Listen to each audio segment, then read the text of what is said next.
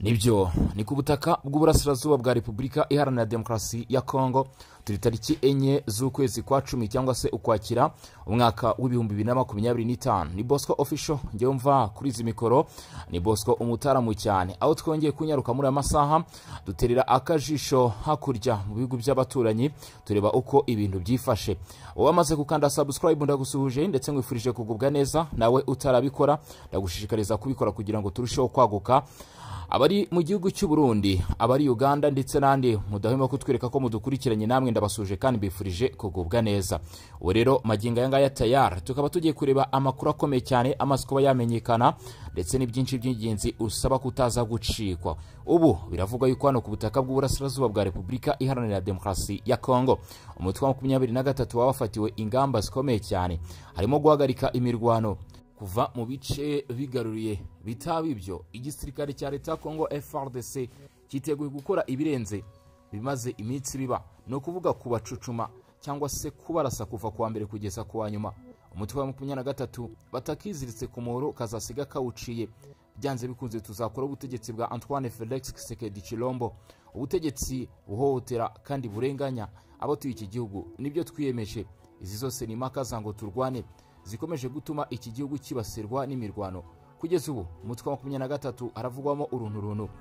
Guhera ku munsi w'ejo nibwo igitangazamakuru African Intelligence News cyashyize inkuru hanze ivuga yuko umutwe wa 23 bitameze neza, ari mbiri, dore ko bamwe mu bayobozi bagiye batandukanye b'uyu mutwe bavugwaho ruswa, ubusambo, kwigwizaho imitungo, gukoresha ububasha bafite hano mu bice bigaruriye bagakora ibinyuranyije n'amategeko.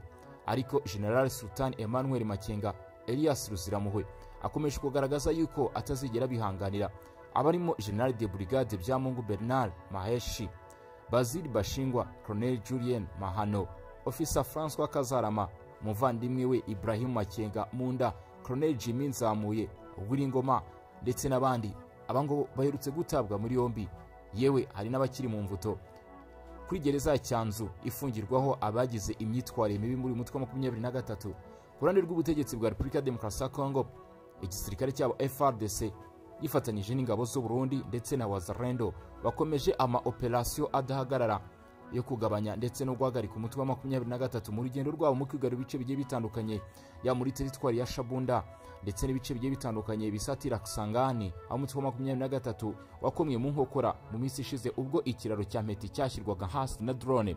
Kuri ubu amakuru aravuga ko byibuze mu minsi igera kuri 4 ishize ibitero by'indege imyanya yose ya 23 byibasiriye, bamaze guhitana abarenga 1000 muri teritwari ya Warikare.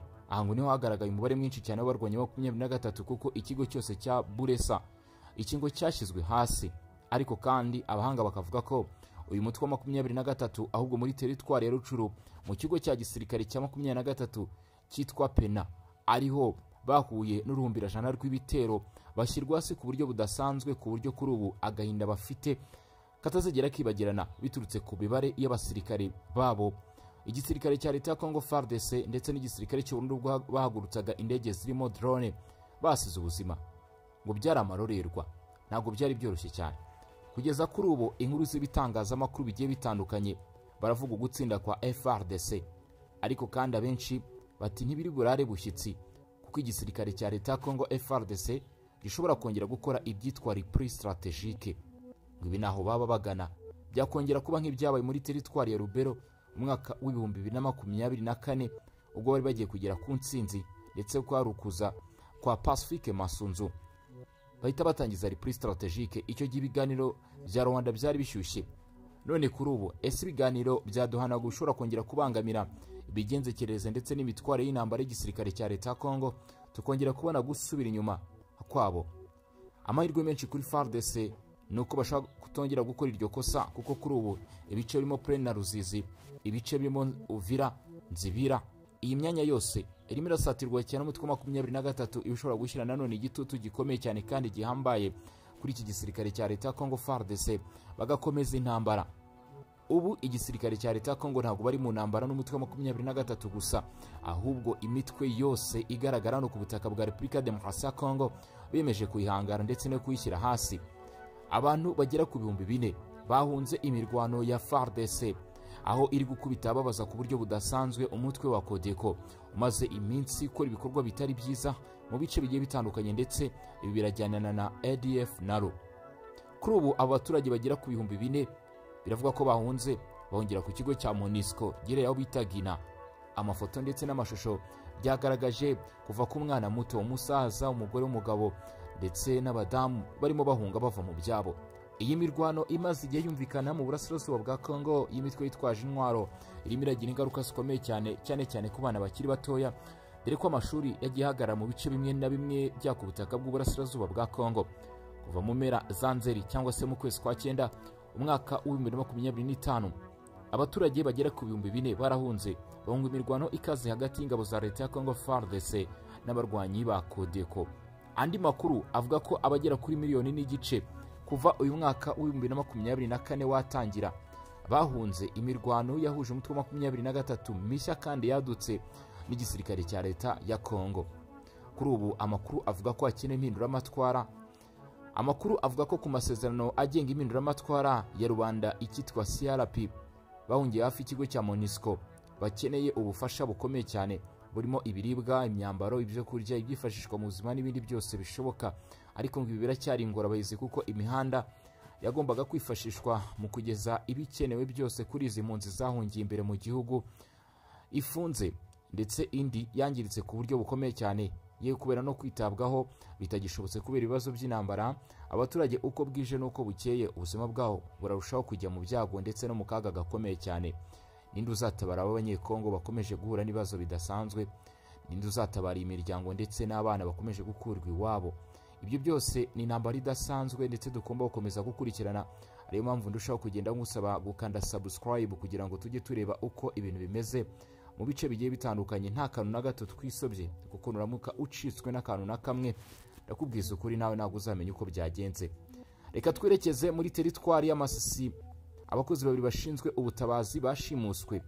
Aba batwawe n'abantu batazwi ariko bitwaje intwaro, bikekwa ko ari 23 ndetse n'abandi bari gushyirwa mu majwi. Ibi byakorewe aho bita Nyabiyondo ndetse na Rukweti. Reka tujye ku kandi kuko byakozwe biturutse ku buhamya bw'abaturage batuye muri bice ndetse n'abagariye societe civile.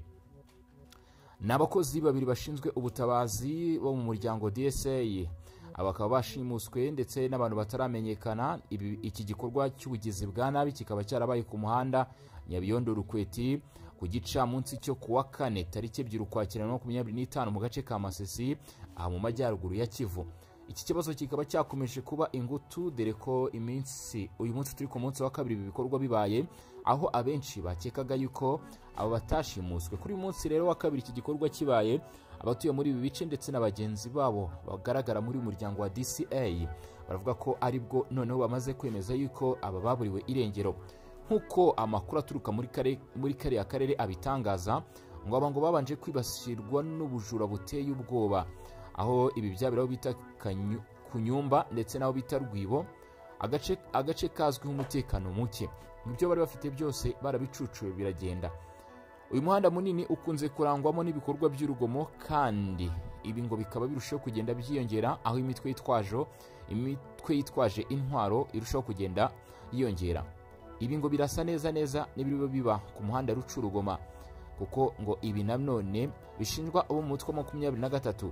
Aka gace ariko kugeza uyu munsi ntabwo kayoborwa n'inyeshyamba za 23, ariko higanjemo Wazalendo, ndetse imihanda yabereyemo ibi bikorwa abenshi bahuriza ku kintu kimwe, bavuga ko bishobora kuba byarakozwe n'umutwe wa 23 mu rwego rwo gushaka amakuru ibibera mu bice bikoreramo Wazalendo, dore ko 23 ihora yifuza kugaba ibitero muri aka gace kugira ngo ibashe kukambura 23. Umuturage waduhaye amakuru muri aka gace utarashatse ariko ko amazina ye atangazwa kubw'impamvu z'umutekano we, agira ati nibyo rwose aya makuru ni ukuri. Ejo hashize abakozi babiri barashimuswe, abo bari bashinzwe ubutabazi muri Kanyumba ndetse na Rwibo. N'iby'akababaro gakomeye cyane ndetse n'amahano akwiye kugira igikorwa. Societe civile yo muri aka gace yo yemeje ibyabaye, ivuga ko iperereza ririmo rikorwa ndetse hari ingamba zigomba gushyirwaho kugira ngo hamenyekane buri umwe wese wagize uruhare muri ibi bikorwa, kandi ngo uzafatwa agomba kugezwa imbere y'ubutabera. Tukiri muri Masisi ariko amakuru aravuga yuko bamwe mu bakoraga umwuga wo kwigisha cyangwa se uburezi mu gisata cy'ubwarimu kuri ubu barimo bavuga ko bagiye guhagarika aka kazi kubera ko batagihabwa imishahara. Igisirikare cya leta ya Kongo ndetse n'ubutegetsi bwa Kinshasa batangaje ko ibice birimo umutwe wa 23 abakoragamo umwuga wo kwigisha imishahara yabo igiye kuba ihagaritswe. Ibi ngo bigomba gukorwa hakurikijwe kukuba imishahara ihabwa aba barimu ishobora kuba yakwifashishwa mu bikorwa byo gushyigikira imitwe yitwaje intwaro dore ko n'amashuri yafunze ndetse ahenshi. Bavuga ko rero umutwe wa 23 nuramuka ukuwe muri ibi bice aribwo amashuri azongera gusukurwa, ndetse basaba abaturage kwihanganira ibi bikorwa kuko ibi bice n'ubundi bisanzwe biri mu rungabangabo rw'imirwano.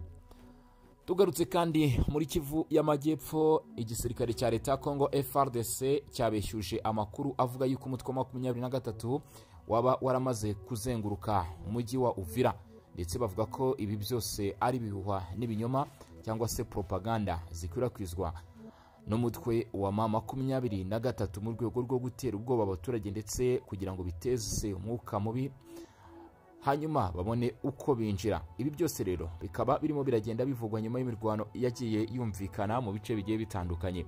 Andi makuru avuga ko imidugudu igera ku 8 yaba ikomeje kugirwaho ingaruka n'ibikorwa bya 23 yo muri teritwari ya Masisi.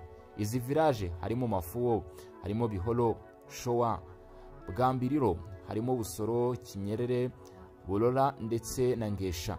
Bivuga ko ibi bice kuri ubu birimo biragenzurwa na 23 ariko abaturage bahunze ibikorwa by'ubugizi bwa nabi bwinshi burimo birakorwa muri ibi bice, ndetse bagatabaza bakavuga ko igisirikare cya leta ya Kongo gikwiye kugira icyo gikora. Umutwe wa 23 nawo ku ruhande rwawo uhakana ibi bivugwa n'abaturage ndetse n'ibivugwa n'ubutegetsi bwa leta ya Kongo, ahubwo bo bakavuga ikintu kimwe.